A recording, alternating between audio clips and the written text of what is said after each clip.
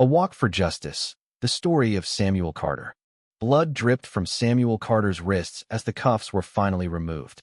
The precinct captain's face was ashen, his voice trembling as he announced, "Major General Daniel Carter will arrive in 20 minutes to collect his father." The room fell silent, the weight of those words sinking in. What began as a routine walk to the corner store was about to unravel a web of injustice that would shake a community to its core. Samuel Carter, a 74-year-old Air Force veteran, knelt in his garden in the upscale Willow Creek neighborhood of Sacramento, California. His hands, scarred from Vietnam and years of labor, tended his roses with care. 2 weeks earlier, he'd moved here from a modest home in a working-class black neighborhood, using his savings to be closer to his son Daniel's family when they visited. The quiet streets, lined with luxury cars and manicured lawns, felt foreign. Neighbors barely acknowledged him, their glances fleeting as they rushed to work. Samuel, a widower who'd raised Daniel alone after his wife Evelyn's death from cancer, was used to solitude. He'd faced worse isolation in war and life. On a warm Tuesday afternoon, Samuel locked his door and walked to buy his daily newspaper, a ritual he cherished despite Daniel's offers to get him a tablet. "Paper feels real," he'd say. 3 blocks from home, a police cruiser slowed beside him. Officers Michael Reynolds and Ethan Caldwell, both in their 30s, stepped out, hands near their holsters. "Afternoon, sir," Reynolds said, his tone cold. "We've had reports of a suspicious person. What are you doing here?" Samuel stood tall, his military posture instinctive. "I'm walking to the store for a newspaper. I live on Cedar Lane, number 214. He patted his pockets, realizing he'd left his wallet at home. The officers exchanged a glance, skepticism clear. "You live here?" Caldwell asked, eyeing Samuel's pressed khakis and simple shirt. "That's right," Samuel replied. "I moved in 2 weeks ago to be near my son's family." "And what does your son do?" Reynolds pressed, stepping closer. "He's a major general in the Air Force, stationed at the Pentagon," Samuel said, pride in his voice. The officers smirked. "Sure, and I'm the president," Reynolds scoffed. "This is a high-end neighborhood, sir. We need to know your real business here." Samuel's chest tightened not from anger, but from the familiar sting of being doubted. "I've told you the truth. Let me walk home to get my ID." When he turned slightly, Caldwell grabbed his arm, twisting it. "Don't move," Reynolds shouted. Samuel winced, his old hip injury flaring. Within seconds, he was cuffed and pressed against the cruiser, the metal biting into his wrists. Across the street, Ellen Harper, a longtime resident, watched from her window but stayed silent. Neighbors peeked out, curious but distant, as Samuel was forced into the patrol car. At the precinct, Samuel sat handcuffed to a bench, his dignity intact despite the pain. Hours passed with no processing, no phone call. Officers glanced at him with indifference or mockery. Reynolds bumped his leg, sneering, "Comfortable, General's dad?" Samuel stayed silent, his gaze fixed ahead, drawing on the discipline that had carried him through 2 tours in Vietnam. He recalled dragging wounded soldiers to safety under fire in 1969, earning his first Purple Heart. He remembered returning home to a nation that often saw his race before his medals. Sergeant Maria Alvarez, a 20-year veteran, watched with unease. A Latina who'd fought for respect in a male-dominated force, she sensed something off. Approaching Samuel, she offered water.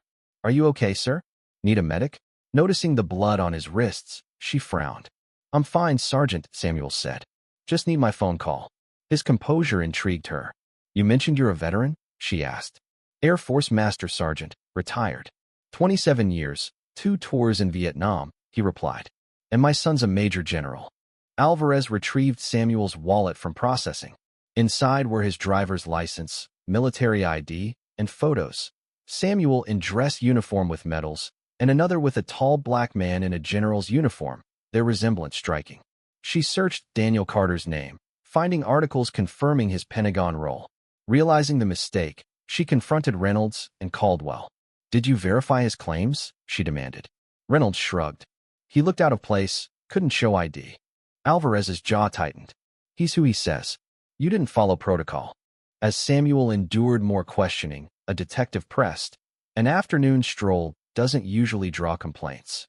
Samuel replied, "If neighbors called because a black man walking seemed suspicious, That's their bias, not my crime. The detective's face hardened, but Samuel's logic was unyielding. Meanwhile, Alvarez made a discreet call to a military liaison, setting events in motion. 5 hours into his detention, Captain Robert Mitchell's phone rang. The Pentagon was inquiring about Samuel Carter. Mitchell, a seasoned officer, sensed trouble. He ordered Samuel's cuffs removed and rushed him to his office. "Mr. Carter, there's been a misunderstanding," Mitchell said, his tone now apologetic. Samuel's eyes narrowed. "Why the sudden concern, Captain? My requests for a phone call were ignored for hours." Mitchell shifted uncomfortably. "Your son, Major General Carter, is on his way." When Daniel Carter strode into the precinct in full dress uniform, his presence commanded silence. At 6 feet 4 inches, his 4 silver stars gleamed. "Where's my father?" he demanded. Mitchell led him to Samuel, who stood to embrace his son. "You didn't need to come, son," Samuel said, though gratitude shone in his eyes. "I know you were handling it, Dad," Daniel replied. Alone, Daniel's composure cracked. "Are you okay? Don't downplay it." Samuel admitted to cuts, hip pain, and high blood pressure, but insisted, "I'm still here." Daniel confronted Mitchell, Reynolds, and Caldwell, his voice icy. "You detained a decorated veteran for walking in his neighborhood. You mocked his service and mine. You used excessive force and lied in your reports." Security footage from Ellen Harper's home, showing Samuel's calm demeanor and the officer's aggression, backed his claims. Ellen, guilt-ridden, admitted, "I heard them mock you. I should have spoken up sooner." As media vans gathered outside, tipped off about a Pentagon official's involvement, the precinct scrambled. The mayor, Deborah Langston, arrived, offering apologies and vague reforms. Samuel and Daniel rejected a settlement with a gag clause. "I didn't fight for this country to silence my truth," Samuel said. The pressure intensified. The police union defended the officers. Conservative media questioned Daniel's involvement, and anonymous leaks falsely claimed Samuel exaggerated his service. But military records, revealing unreported acts of heroism, silenced the smears. Samuel's health faltered under the strain. During a strategy session, he clutched his chest and collapsed. Daniel caught him, calling for help as Samuel was rushed to surgery for a stress-induced cardiac event.